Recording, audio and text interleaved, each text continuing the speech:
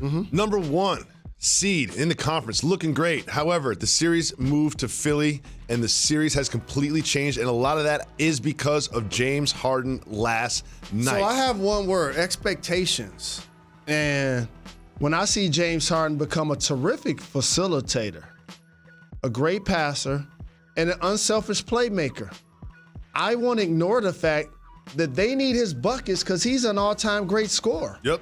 And last night reminded me to keep my standards the way they were because that's what the Sixers are going to need.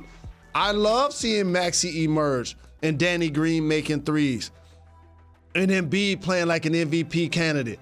But to bring this thing home, they needed Harden to score. Yep. And that's what he did.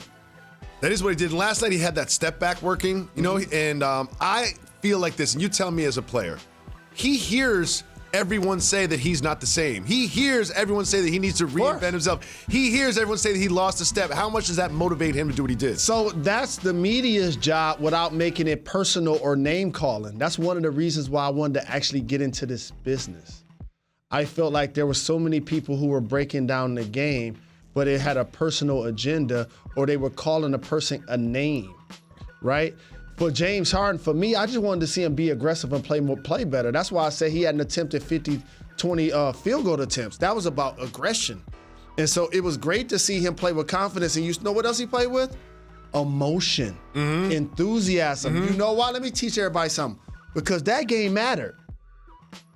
Because if they lose yesterday, what happens, Jacoby? Extension talks become what we talk about when we talk about the Sixers. If they win this series, getting that extension just feels a lot better for the ownership group in Philadelphia. Talk to me. And so he's regarded just like we regard other all-star level MVP guys that should be still in their prime at his age. And I talked to him about performing like a used car and Chris Paul being a classic. Well, last couple of days, they flipped roles. And so I want to give James Harden a lot of credit for stepping up the way he did. Absolutely. One thing I wanted to point out about this, even in a loss, was Jimmy Butler's performance from last night. And one thing I saw from Jimmy Butler is how aggressive he has been. He went at Joel Embiid. Time and time again, when Joel Embiid was covering him, look at him. Jimmy Butler's like, oh, what are you, 7'2"? I don't care. Look at, oh, Joel Embiid, you're too far from me? I don't care. Like, I just love how aggressive he was no matter who was in front of him, even if it was Joel Embiid.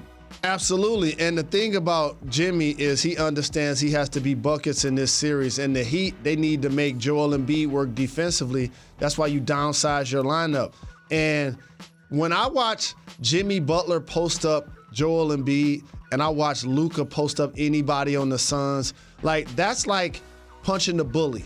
It's like, okay, it's got 10 people about to rush me, cool, but doom, when I drop him, the other 9 scatter like sheep.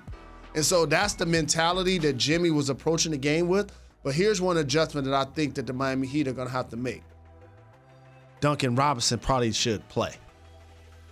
See, when I'm watching them play, like Gabe Vincent had a couple of shots that would have changed the game, but he missed them. Like they were missing timely shots that I believe that Duncan Robinson would have knocked down. So here's the adjustment.